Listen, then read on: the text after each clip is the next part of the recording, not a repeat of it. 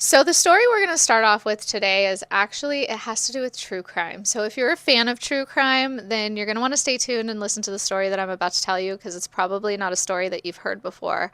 However, if you are not a fan of true crime, I highly suggest you continue to scroll as this video does come with trigger warnings. This has elements of murder, suicide, and SA. So if these are triggers for you, I suggest you continue to scroll and we will catch you on the next video. So thank you for stopping by. However, for those of us who are true crime fans, like I said, this is probably a story that you haven't heard before. However, you will find it as a news headline in a local newspaper in Knox County, Vincent, Indiana in 1940.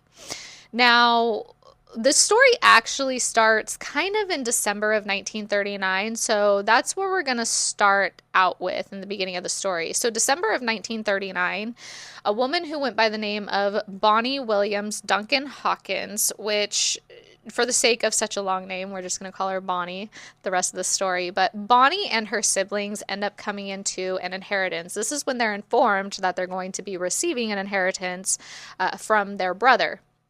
Now, we're going to fast forward to February 29th of 1940, and yes, it was a leap year that year, so shout out to all my leap year babies. Now, February 29th of 1940, Bonnie and her siblings come into their inheritance, and I'm sure everybody's feeling amazing. Mind you, like, this wasn't millions, but it was enough to where, like, everybody would have been comfortable for a decent amount of time. Like, everybody, they would have been good. So Bonnie goes home to her husband that night, William Perry Hawkins, and her three children, Betty, Ermel, and Anna. Now, Bonnie goes to bed that night. She crawls into bed with her 2-year-old daughter, Anna, and her 10-year-old daughter, Betty, and she falls fast asleep. At around 2:30 in the morning on March 1st of 1940, Bonnie is being rushed to the hospital with life-threatening injuries that she has sustained to her neck. And police get there and they're questioning her husband and they're just like, "What's going on? Like, what happened?" And her husband's telling them that she did it to herself. So his story was that he had a 16 gauge single barrel, if you know, you know. So he had that stored in another place in the house, and he was telling police that she went and got it at some point in the day and put it in their bedroom and got up in the middle of the night, got on top of a chair to get the weapon and get back in bed and to do that to herself, sleeping right next to her babies. So he's telling police the story that she did it to herself, and police are like, okay, dude. So they take him into custody. Mind you, Mr. Hawkins was already facing charges. He had an open case pending against him for SA against his daughter from a previous marriage as well as his oldest daughter with Bonnie. So this case was open and pending, and he was now taken into jail for the situation with his wife. Now, Bonnie ended up succumbing to her injuries and she did not end up living. So she did end up passing away. Now, Mr. Hawkins is, sitting in jail and police are asking him questions and they decide to do a polygraph test. So they issue him a polygraph test, and of course, this test comes back as inconclusive. So there's just not a lot of information. And due to there not being enough evidence or information, the grand jury decides that the pending SA case against him, as well as the possible, unaliving of his wife, that there just wasn't sufficient evidence and they let him go back home. Mind you, the coroner did end up ruling it as self-inflicted, which is really unfortunate. Mind you, like, police investigations and coroner's reports, they weren't the greatest back in the 1940s. Like, there were elected officials who were coroners who had no medical background. It was just a little Wild West back then. Like, you didn't really know what you were doing. You were just doing it. And so a lot of the family speculated, why would she do that to herself? There's no way, like, why would she do this to herself? But unfortunately, because of there not being enough evidence in both cases, they just let it go. Obviously, now Mr. Hawkins he wasn't a favorable guy. People didn't like him. He couldn't really hold down a job. He was not a very favorable guy. And, now he has these pending charges against him and the courts just like let him go free. So Mr. Hawkins ends up going home, and about a month later, he ends up talking to this attorney, John M. Grayson, goes by the name of John M. Grayson.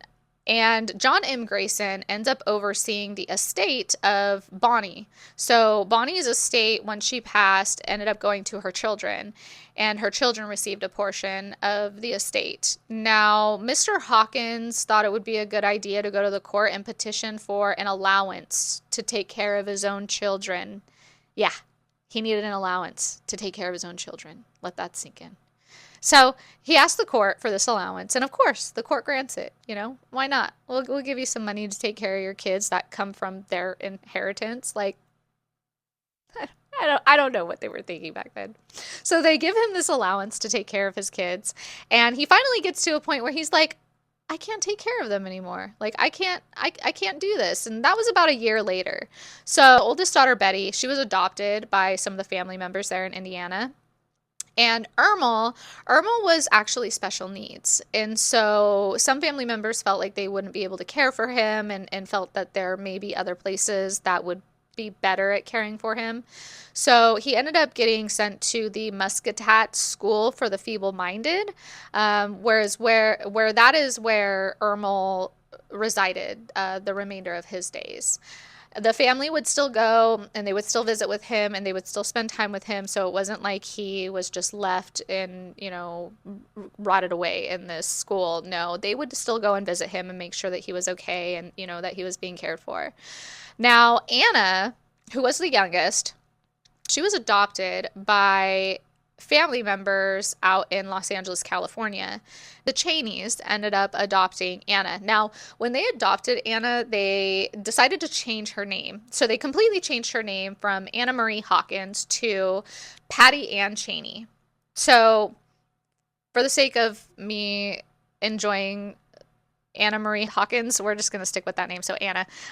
So Anna grows up with the Cheneys, and she doesn't realize that she's adopted. Like, has no idea that she's adopted until the day of her wedding. So on the day of her wedding, she overhears a couple of family members talking about her being adopted. And then that's when she starts asking questions. That's when she's like, wait, what? I'm adopted? Like, wait, where's my mom? And do I have like brothers and sisters? Like, what is happening? So because so much time had elapsed and went by, that family in Los Angeles didn't really keep in close contact with the family in Indiana. And mind you, this is like the 60s, the 70s. And so getting into contact, it was a lot harder. Like, it was just a lot harder back in those days to contact anyone who was outside of right there in your community and right next to you, especially living states away. So they didn't really have a lot of information to give Anna. They basically told her that her mother was involved in a possible, they didn't know whether it was murder or suicide. The coroner ruled it as a suicide. Everybody else thought it was a murder. Like, nobody really knew what to tell Anna. And then they did tell her that she had a brother and a sister. Again, they didn't really have any other information other than that. I don't think they gave her any names or anything like that. And so she was just kind of at a dead end. Like, she didn't really have very much information to go off of. So Anna spends the rest of her days raising her children, her babies, and she ends up raising some of her grandchildren as well. And she ended up passing away in early 2000. I want to say it was like 2003 she passed away. And so she never really knew what actually happened, or never got to spend time with her brother and sister while, they were still alive. So we're going to fast forward to 2019. And in 2019, her granddaughter decided to take an Ancestry DNA test. Shout out to Ancestry. So her granddaughter takes an Ancestry DNA test, and it connects her to a distant cousin in Indiana. And this cousin reaches out, and they start connecting, and the cousin starts sending the granddaughter all of this information: newspaper articles, court hearing, court requests, estate information, just pictures, everything. This cousin is just sending her all this information. And so the granddaughter starts putting together this timeline, to figure out like what happened, or how does this timeline lay out.